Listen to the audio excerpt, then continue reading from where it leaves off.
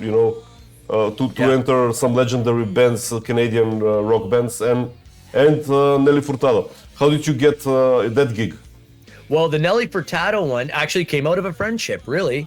My guitar tech in Crash Kelly, and I was in a band called Revolver with Nick Walsh from Slick Toxic, and I met Damon Enright. Damon is a wonderful guitar technician, great guitar player too, and we were good friends. And he phoned me up just to go for a beer or something one night, and I knew he had been working with Nelly Furtado. And actually, he'd been helping me. I'd recorded some classical guitar records, and he'd been coming out and doing some teching for me when I was touring behind that. And he said, oh yeah, I'm working with Nelly. And all of a sudden he went, wait, you play nylon string guitar, don't you, Sean? And I said, yes.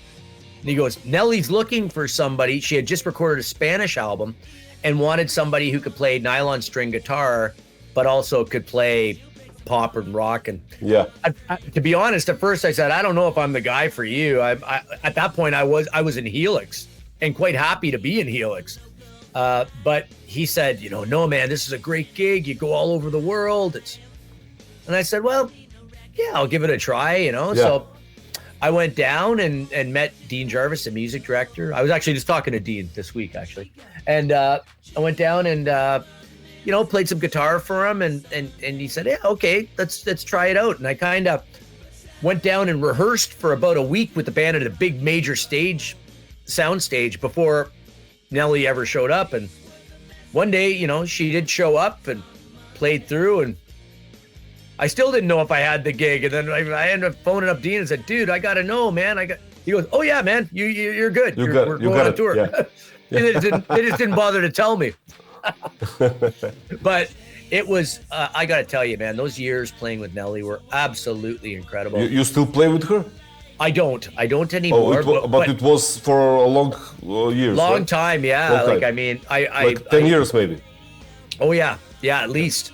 And continued even. I did some sessions for her new record. I don't know if anything's going to end up on it, but we're still friends and we still talk and everything. Yeah, I saw that she just released some single a few months ago with the old gang, Justin Timberlake and something. Yeah. So she's making a comeback, and she's such a talent. I wish her all the best. I can't wait to hear. She's been like a guilty pleasure music for me, because I'm not into pop, but she's okay for listening for me, Yeah, well, she is a very diverse and talented creator. I got that. Yeah.